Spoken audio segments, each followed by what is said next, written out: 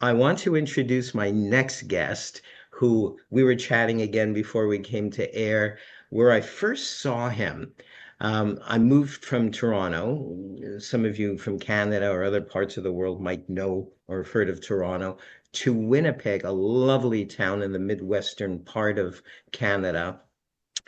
And then I heard about this magician. It was back in the 80s, probably maybe early 90s. He was doing schools, touring schools. And he was just amazing. Not just fooled me at the time, but also entertained me. So I'd like us, please, to put our hands together for John Kaplan from Canada. Hi, Michael, and thank you so much for inviting me to be part of your Friday night magic event. This is a real thrill. I've stepped away from performing in the last few years, so this is a nice opportunity to get my feet wet again. And I've heard it said that the true test of a magician is whether or not he or she is willing to put their life on the line for your entertainment. David Blaine did it when he entombed himself in a block of ice in Times Square.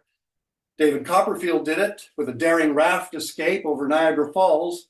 And Harry Houdini made a career out of challenging death with some amazing escapes. And that is why today, I too am willing to put my life in peril for your entertainment. I am willing to risk life and limb with this, the Finger Chopper of Death.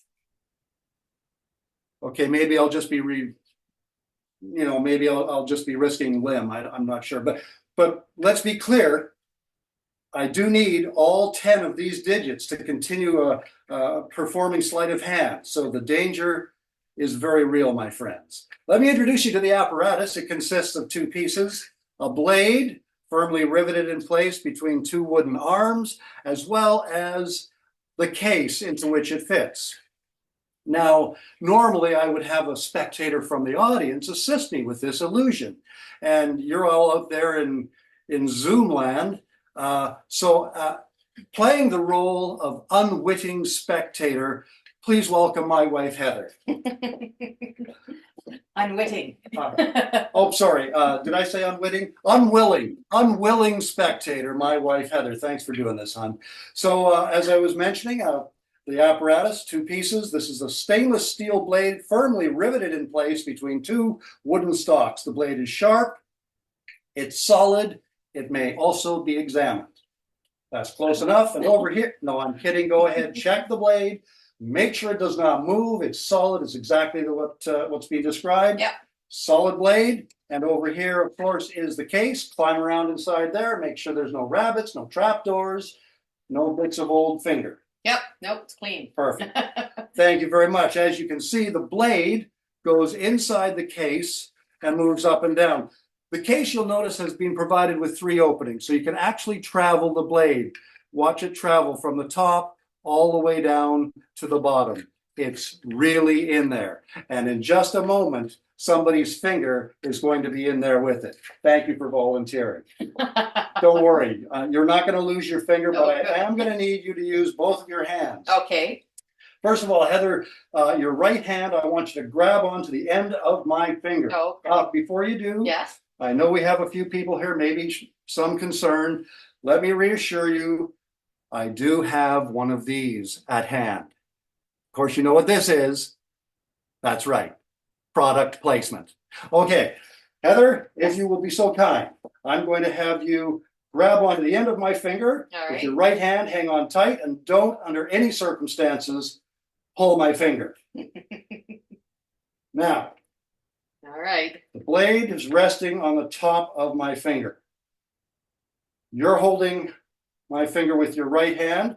With your other hand, your left hand, I want you to hold it. Let's bring the unit about to there. Take your other hand and hold it flat like this. I want you to hold it right above the handle. Okay. In just a moment, on my count of 3, I'm going to have you bring your hand sharply down onto the handle of that blade, forcing the blade to the bottom of the case. Okay. My challenge is to escape from her vice-like grip before that blade ends up at the bottom of the case. because failure to do so would mean a very painful, premature, and pointless end to my sleight of hand career. So, are you ready? As ready as I'm Right gonna about be. there. Yep. The count of 3. Here we go.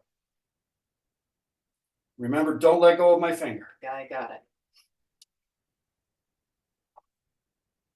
1,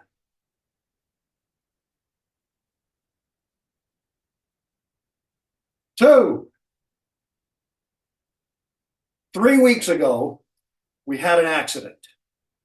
Just kidding. It was 4 weeks ago. Just in case, before we do anything further, I'm just going to place a little precautionary measure under here. You never know what can happen in a live broadcast. All right, are you ready? Ready. Once we're going to try it again at the Okay. count of 3. 1. Ah! Oh my God.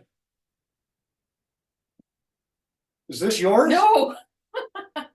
Well, it's certainly not mine because you're still holding that finger. Aren't you? Yeah. Hang on tight. Oh, With yeah. your other hand, grab the handle of the blade, Yeah. remove the blade. Wait. Nope. Is it underneath my finger? It's underneath your finger. And cannot be removed until I remove my finger. Ladies and gentlemen, the finger chopper of death. Yay. Yay. Awesome. Thank you, Heather. Awesome, John. Let's chat briefly with you. That, you know what? And I'm not just saying that to be nice. That has to be the most entertaining routine I've seen for the finger chopper ever. Period. Well, thank you very much. Yeah, I've been doing the finger chopper for decades, and it was introduced to me by my mentor, Micky, who I apprenticed under from 1975 to 1980. Right out of high school, I went to work for Micky in his magic shop in Calgary. And one of the things that I was tasked with doing was the fine tuning, the last step of putting these things into the package. Somebody else was building them, but I and other young people that were working for Micky had to make sure everything was working properly with this unit. So I became very familiar with the finger chopper, and I was managed to pick up the rights from Micky in 1996, and have basically been providing the world's magicians with that unit ever since. It's a fantastic, versatile prop. I put the routine together that you just saw because I know there are magicians that are reluctant to do any kind of a routine that might endanger a spectator, that could accidentally hurt a spectator. And most people, when they do that routine, it's the spectator's finger that goes into the hole. Well, that's how I've presented it many, many times as well. But I thought, there's a lot of magicians that they're just not, they're writing off a trick that has so much more entertainment value, regardless of whether it's a spectator's finger or not. So that's what kind of was the catalyst for putting that routine together. And I can't tell you how many times I've done it that way now, and I prefer to do it that way.